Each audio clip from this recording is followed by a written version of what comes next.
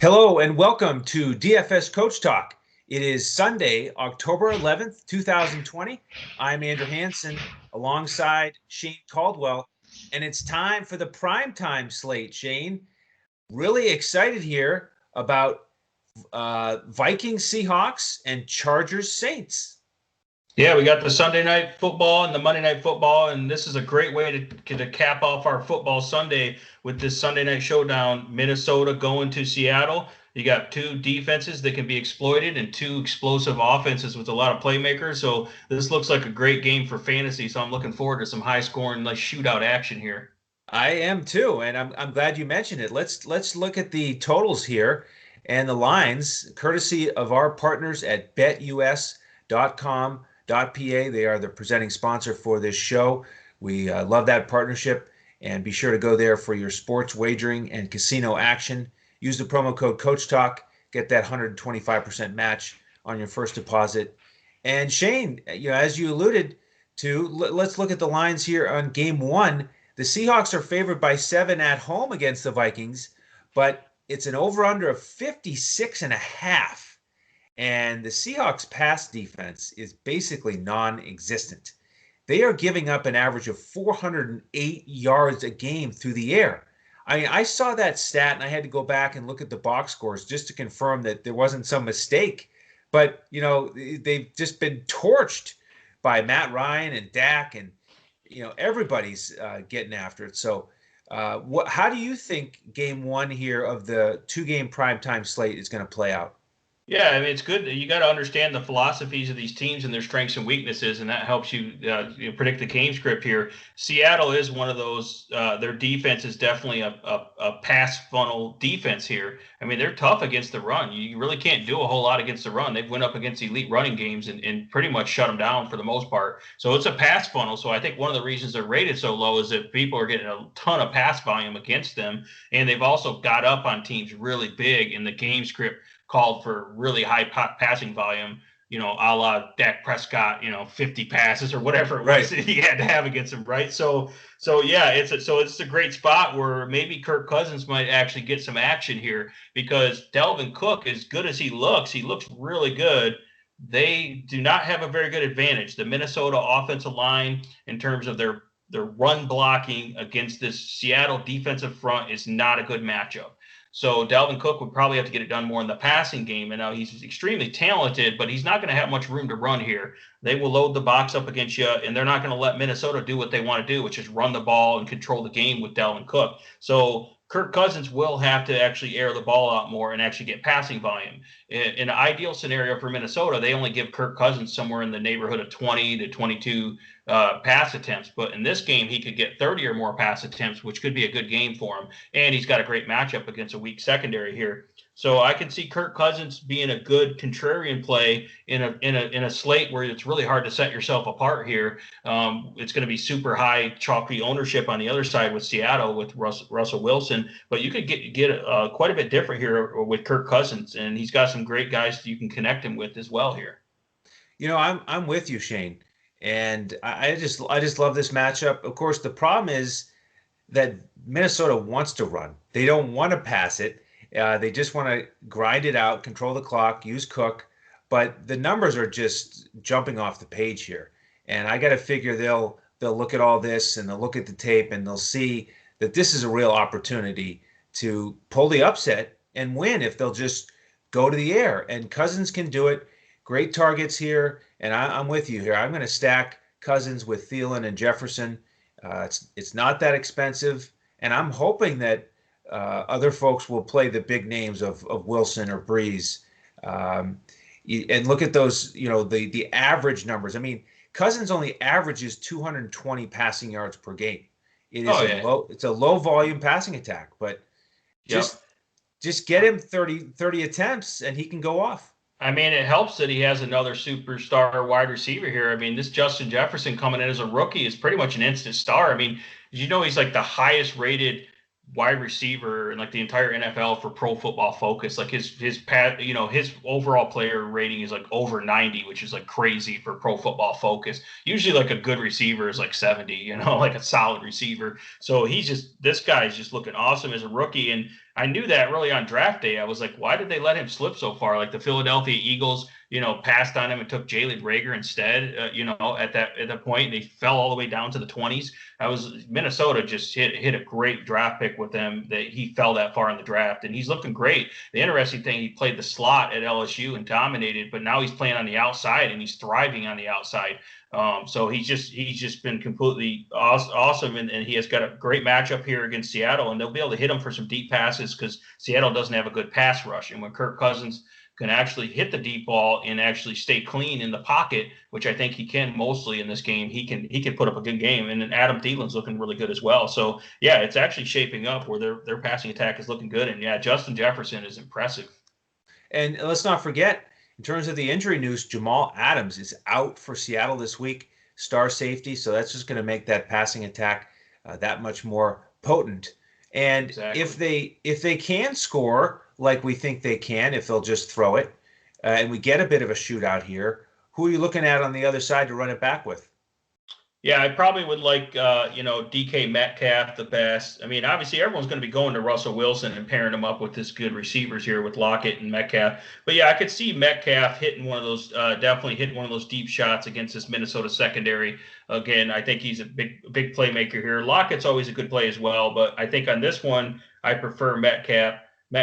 Interesting that he is quite a bit cheaper on Fanduel than Lockett, but on Draftkings, he's more expensive than Lockett. So that's interesting. So I guess depending on your salary, you may go more Lockett on DK and Fanduel. Metcalf is hard to get away from. And then the other guy I really like from Seattle is Chris Carson. Especially if Carlos Hyde is still out or hobbled, Chris Carson is going to get almost all the work in the run game. I expect him to run the ball more in this game, and he's going to get work in the passing game as well. So I really like Chris Carson against Minnesota's defense. Minnesota's pretty weak against the run, and Seattle's offensive line has a really good run blocking advantage in this matchup against their defensive front. So the matchup and the game script really lends to Carson having a huge game here. So I like him as really probably the top running back on the slate, even though you have superstar running backs like Dalvin Cook and Alvin Kamara on this slate. I actually prefer Carson, and of course at a huge discount. Yes, you do get a discount there.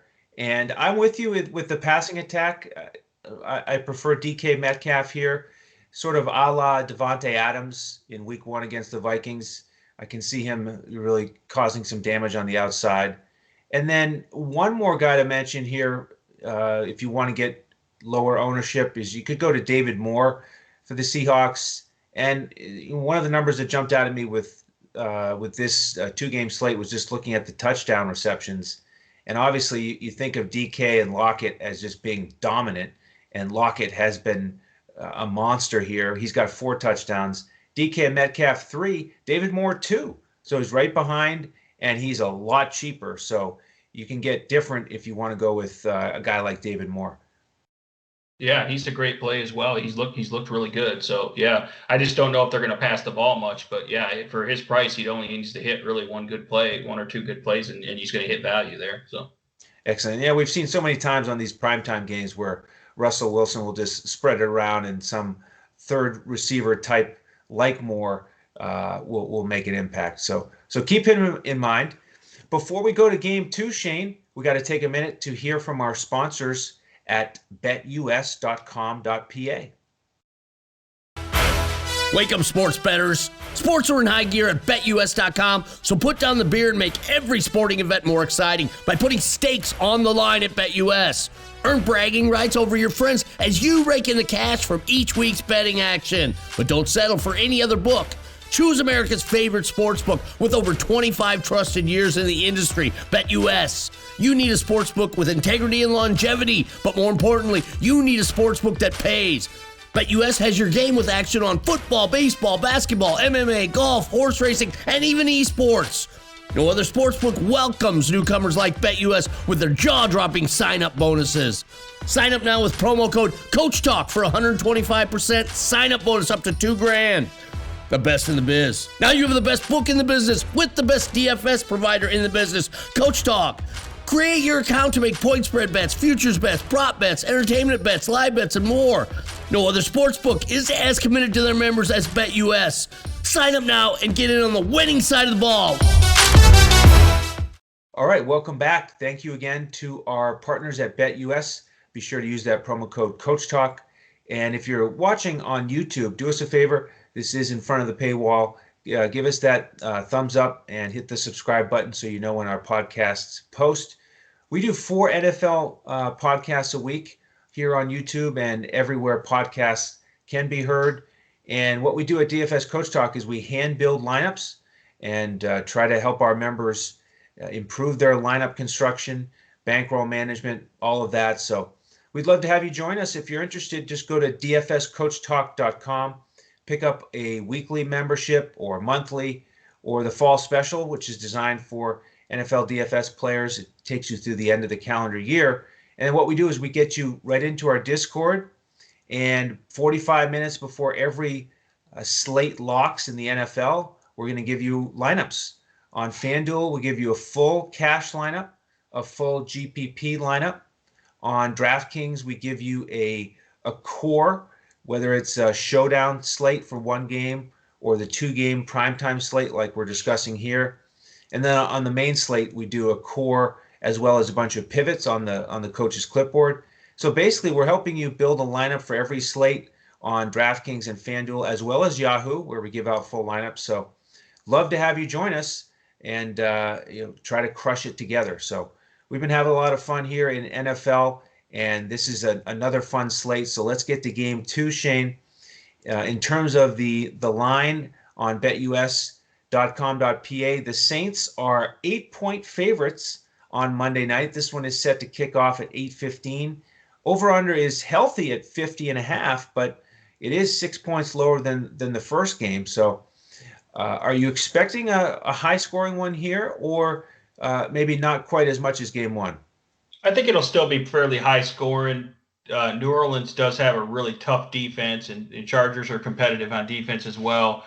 But I'm really impressed with Justin Herbert and the fact that he can still put up some scores even against tough defenses tells me that this game could be fairly high scoring, and that the Chargers might be able to at least keep it interesting where it's just not a complete blowout here, even though the Saints are favored. We were talking a little bit before the podcast, and I was just really impressed with Justin Herbert. Watched the game against Tampa Bay and kind of studied him this week at his week 4 game, and he was just very impressive against a really tough Tampa Bay defense. He looked in certain plays out there, like when he hit the deep pass, the way he just kind of faded and back in the pocket and then hit a deep shot down there for a touchdown. He looked just like Patrick Mahomes. That was the only other quarterback that seemed being able to make a type of play like that, fading back in the pocket, getting away from the rush. So it was just very impressive. And the guy's big and physical, and he's actually pretty cool. He's pretty fast too. He can run the ball, and he really is great in terms of creating off script plays and being able to create more space even against a good pass rush here. And he's just extremely accurate. He's got a great arm, and he's an aggressive thrower. So he might make some mistakes because he's a rookie, but I just really like Justin Herbert. I don't know if I'm going to get to him a lot in this slate, but he's just very impressive as a rookie. So I just wanted to bring that up. And Shane, let me touch on his matchup here because of injuries on the New Orleans side. In the secondary, we've got Marshawn Lattimore questionable. We're recording this here early Sunday morning, so plenty of time to get the injury reports. But he's questionable. Malcolm Jenkins is questionable, and then Janoris Jenkins, he hasn't been practicing, so he's doubtful. So a little bit of an upgrade there in the matchup for Herbert. But he is $100 more than Cousins in the 2-game slate. So let's say you go with Cousins, but you're interested in potentially getting some exposure to this Chargers passing attack. Are you looking at Keenan Allen or somebody else? Yeah, I mean, you got to look at Keenan Allen. He's reasonably priced on this slate, and yeah, he is their star wide receiver. New Orleans, especially if they have a couple of their guys banged up, he'll have a good matchup there. If Keenan Allen gets in the slot, he'll have a pretty good matchup. So yeah, you definitely like Keenan Allen here. And the game script calls for a lot of passing if they get down big. So yeah, he's definitely one of my favorite plays here. The other guy that's if Mike Williams does not play, you could take a look at Jalen Guyton. He caught one long touchdown last week. he's on the field the most when Mike Williams doesn't play, and he didn't get very many targets, but I could see them getting him more and more involved for Jalen Guyton each week here. And he's super cheap. He's $5,000 on FanDuel for this slate, for the 2-game slate, and $3,300 on DK. You could also look at him in Showdown Slates, as you can use this info on Showdown Slates as well. So I definitely like some of those receivers there. I think a lot of people are going to go to Hunter Henry for the Chargers just because there's barely any tight ends that are viable in this slate. So he's a guy you'll look at, and Herbert does like him as well. But I think overall, they're a competitive team. I think they can compete in this team, but the Saints are definitely a really good team as well. So it's tough to compete with them. Yeah, I like Henry here for sure. He's I've got him circled. I got a star next to him. Just looking back at the matchups here, tight ends have been very effective against New Orleans. We had O.J. Howard get a touchdown in week 1. Waller was excellent in week 2. Then Tonyan was great in that primetime game against him, and then your boy T.J. Hawkinson scored against him. So great spot there. Herbert has thrown to Henry here since he's taken over. So I'm looking at Henry here in the 2-game primetime slate as well as the showdown slate. And then just want to mention with the backfield, of course, that Austin Eckler is out. He's on IR. So we've got Joshua Kelly, Justin Jackson, both reasonably priced on DraftKings. I do want to mention that Justin Jackson, I think, he might make some lineups for me at 4,300 on DraftKings because of the PPR. And last week, Kelly, he's gotten a lot of hype here recently, but he only got 12 touches, and Jackson got 8, including a couple catches. So I like him, and he certainly fits price-wise. Could you consider playing him if the price is right in one of your lineups? Yeah, I mean, I think Kelly's more talented overall. I think that when he does get production, they were against a really bad matchup against Tampa Bay last week. And he did lose a fumble, so that put him in the doghouse for Joshua Kelly. So Justin Jackson's a safer play. Obviously knows the system, knows the assignments. He's a more safe play there. But he doesn't have that high a ceiling in this matchup either, where Joshua Kelly could potentially break a couple big plays. So that's why I like Joshua Kelly's upside a little bit here. I think that he's just a little bit, more explosive compared to Justin Jackson. So it's kind of Joshua Kelly's a little bit more GPP, lower ownership, and Justin Jackson's a little safer here, or kind of grind it out in the cash game kind of play here. That's kind of the way I look at it. But yeah, it's either one of them is not looking great in this matchup, but I would rather take the flyer on the talent of Joshua Kelly, because I think when he has been in space, he's looked good actually. Okay. Excellent. Well, let's turn the page here and look at the Saints side, and they certainly have injury news with their skill position players, as well as Michael Thomas is questionable, trying to get back from that ankle injury. Cook is questionable with a groin injury, and then one of their fringe wide receivers, Deontay Harris, is out. So we're uncertain here early on Sunday morning, but let's assume that Thomas and Cook are out there. Do you think you'll get exposure to either one of those guys in the 2-game slate? Well, if I feel like Jared Cook is a full go and he's not limited, I think he's a good play because the fact that there's not very many tight ends on this slate. And let's say, for example, Hunter Henry ends up getting shut down and having one of his, goose egg games or one of his, bust games, and then Jared Cook gets the touchdown, and a couple catches, that would create a huge edge for you. So I think Jared Cook is kind of the contrarian play. He's actually a little more expensive on FanDuel, and he's a little cheaper on DraftKings, but that's the contrarian play here at tight end. It does make you nervous because he's coming back from an injury, but he also has a great matchup here. Chargers aren't that good. Their coverage, the guys that think covered for tight ends aren't good, and Jared Cook would have a mismatch there. So if you feel like he's going to play and not be limited, I like Jared Cook here. Michael Thomas, I'm also a little bit nervous about. I mean, obviously, I love Michael Thomas in general, but he's coming back from an injury, and I respect the corners for the LA Chargers. I think Desmond King and he's really good on the outside. That's the projected cover. They have Casey Hayward, who's really good. So I think that those are among some of the better cover corners in the game, and they can cause some issues for Michael Thomas, even though he's normally unguardable. I think in this case, coming back from an injury, he'll probably get a little bit, but I don't think it's going to be a breakout game for him. So that's why I'm not really willing to pay up for that price in the slate when there's a lot of mid-range wide receivers you can get that I think should probably outproduce Michael Thomas or be a similar production. Excellent. All right, now with the running backs here, I want to ask you about Kamara because you said you had some interest in Carson because of that cheaper price tag. But I just don't know if I can fade Kamara on a 2-game slate like this, where I'm not looking to play Michael Thomas. But could you see yourself fading him, or are you going to get him in all your lineups? Yeah, if you're building multiple lineups, you can build one where you fade the big names. Like you could fade the guys that we've talked about. Dalvin Cook, Alvin Kamara, Michael Thomas. That's 3 huge names, especially in the fantasy world here. Yes. Now, so you could fade them, and you could actually throw Latavius Murray in your running back spot, along with like Chris Carson, for example. So it's a huge blocking advantage in terms of the run here. The New Orleans offensive line against the Chargers front in the run game. So they have a big advantage here in terms of running. And if you've watched the Saints lately, their primary running back in terms of on the ground is Latavius Murray, not Alvin Kamara. Okay, so Alvin Kamara has caused a lot of mismatch and basically has been more involved in the passing game with, of course, Michael Thomas out.